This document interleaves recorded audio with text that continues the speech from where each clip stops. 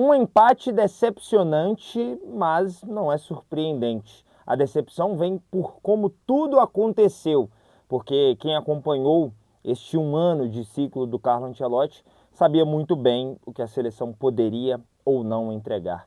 É sobre esse empate 1-1, o primeiro da seleção brasileira contra uma seleção africana na história da Copa do Mundo que eu vou falar aqui hoje. Então já se inscreve no canal, deixa o like e ativa o sininho.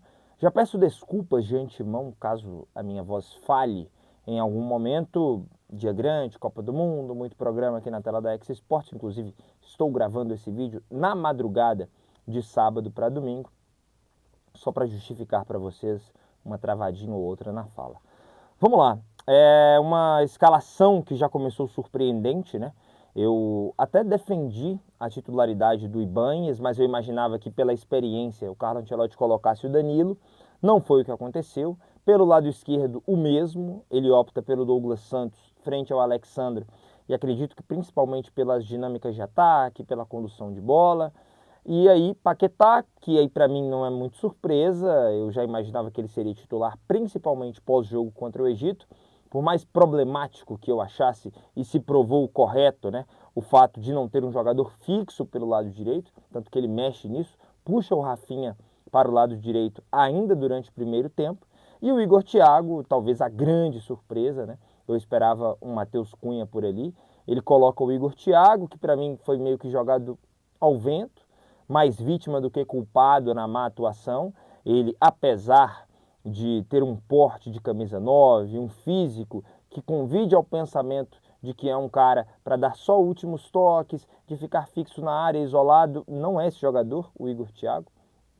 Fiz muitos jogos dele nessa temporada de Premier League no Brentford, e é um cara que trabalha muito bem com o ataque ao espaço, recuando mais, sendo associativo, isolado lá, não se tem muito a tirar do Igor Thiago, que erra um cabeceio, que deveria ter feito, mas não é uma das suas principais características. Quanto à escalação, acho que é isso, né? E a gente vai para o jogo. Primeiro o Marrocos em outra rotação, o Mohamed Ouarbi colocou o El Khanous como lateral pelo lado esquerdo. Eu esperava o Rahimi do Al Ain, ele coloca o El Khanous, jogador do Stuttgart, que tem um pouco mais de qualidade com a bola no pé, já jogou por ali em algum momento na carreira, principalmente no Leicester, né, que era o clube antigo dele, e o Mazraoui estava disponível, né, pela lateral esquerda, teve uma luxação no ombro, conseguiu se recuperar, inclusive fez uma ótima partida na lateral esquerda o Mazraoui, de forma muito importante por conta da liberdade que tinha, né, de não ter um ponta fixo ali para se preocupar. Os primeiros 30 minutos de domínio completo do Marrocos, uma pressão absurda, pontuar aqui os dois volantes, né, o El Ainaoui, volante da Roma, e o Bouadi, volante do Lille, 18 anos, um dos melhores em campo, assim, com tranquilidade, talvez o melhor jogador da partida. Uma partida de manual, assim, em distribuição de jogo, em passe vertical, em contenção, em pressão ao portador da bola da seleção brasileira, um grande jogo. Brahim Dias, a mesma coisa, não foi aquele ponta que espeta lá, que incomodou o Douglas Santos a todo minuto, mas construindo por dentro, quase uma peça solta do tabuleiro que a seleção brasileira não conseguiu encontrar. Uma pressão absurda, e aí sim, muita gente imaginava que poderia ser o El Kaabi, né? Um centroavante mais físico, mais forte, mais camisa 9 mesmo, do Marrocos. Não foi o que aconteceu, ele coloca o Saibari, que não só pelo gol, que é um golaço, fez uma grande temporada no PSV pela Holanda, mas é um ataque ao espaço, uma movimentação muito interessante, né? Que eu não coloco a culpa nos dois defensores, no Marquinhos e no Gabriel Magalhães, mas muito mais no Casemiro e no Douglas Santos, que deveriam ter feito a contenção do passe, chegam atrasados, uma marcação frouxa para o passe vertical do Brahim Dias, e aí fica difícil para o zagueiro, para o goleiro, enfim. Mas principalmente o grande problema, além da falta de criação da seleção brasileira, de um homem de meio que pudesse ali desafogar, jogo muito ruim do Paquetá quando voltava para receber essa bola, o Rafinha, que foi transportado ali para o lado direito ainda durante o primeiro tempo, não conseguiu também suprir essa necessidade. Bruno Guimarães e Casemiro em um jogo muito ruim, né? Muito pressionados, soltos, desencaixados, com e sem bola. A pressão do Marrocos sufocou esses dois jogadores que erraram muitos passes. Da seleção brasileira no geral, foram 32 passes errados na primeira etapa. Então, assim, chamou a atenção pelo péssimo jogo. Consegue o empate, o Marrocos naturalmente não consegue manter o mesmo ritmo a todo tempo. O Vinícius Júnior faz uma jogada individual belíssima e faz o seu gol. Acho que é importante que o nosso principal jogador tenha essa confiança para a sequência da Copa do Mundo. Talvez seja o único ponto positivo da atuação da seleção brasileira. E aí no segundo tempo um domínio maior do Brasil, que não quis se arriscar, até nas substituições, né?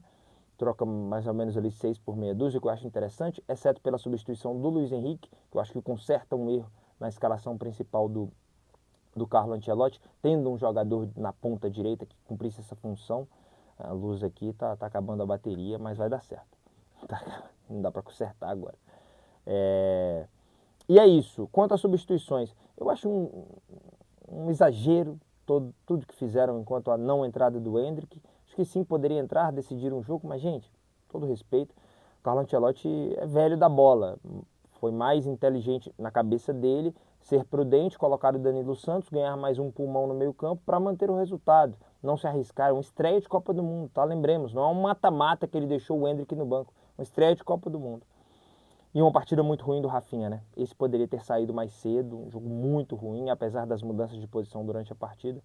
Partida ruim do Rafinha. Ibanhas não deve voltar como titular para o próximo jogo. Casemiro também fez um jogo ruim, mas eu acho que estava mais atrelado ao contexto. É isso. A Escócia venceu o Haiti 1-0. A seleção brasileira deve vencer o Haiti, mas não por goleada, como muitos pensam. Vamos ver o que acontece, essas mudanças. Mas é isso. Pode ter decepcionado quem não acompanha a seleção brasileira e até quem acompanha, por como aconteceu. Mas não dá para dizer que é uma surpresa. A seleção do Carlo Ancelotti entrega quase que isso mesmo aí nos seus jogos. Vamos ver se melhora durante a Copa. Quero saber sua opinião, deixa aqui nos comentários. Minhas redes sociais também estão na descrição. Deixa o like, se inscreve no canal, ativa o sininho. Fui quase sem luz.